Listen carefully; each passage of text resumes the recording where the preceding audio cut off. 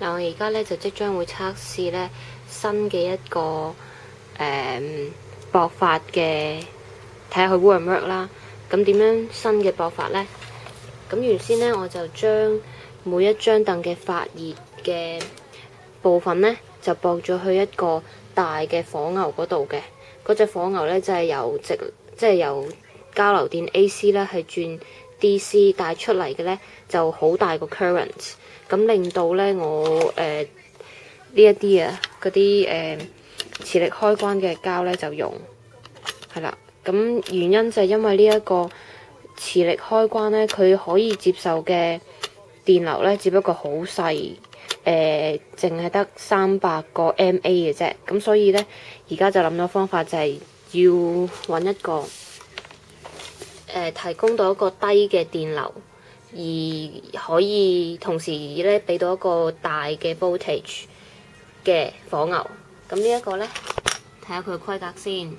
呢一個咧就係可以俾到400個 mA 啦，而可以提供到咧1.5至到12伏嘅電壓嘅。咁我哋試下，雖然佢超過咗少少，超過咗100個 mA 啦。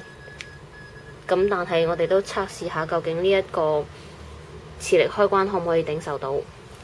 好，咁我而家咧就準備將呢一個咧磁力片，即係個磁鐵咧就擺咗上去，咁即係閉合咗個磁力開關。咁成樣嘢睇下 work 唔 work 先，同埋嗰個溫度嘅增加係幾多？呢個係溫度，即係測試溫度啦。咁我就將佢擺喺嗰啲發熱片嘅嗰度。熱片，咁而家睇下嗰個溫度嘅改變先。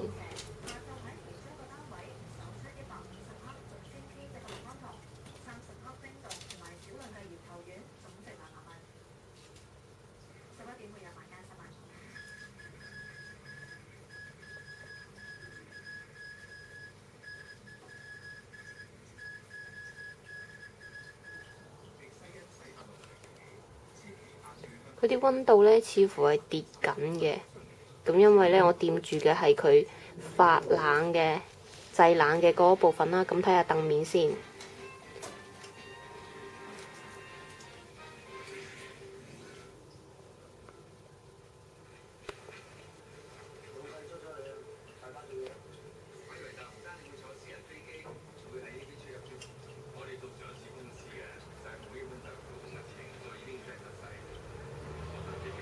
凳面嘅溫度暫時唔係升得太高，都係去到27度、27、28度啫。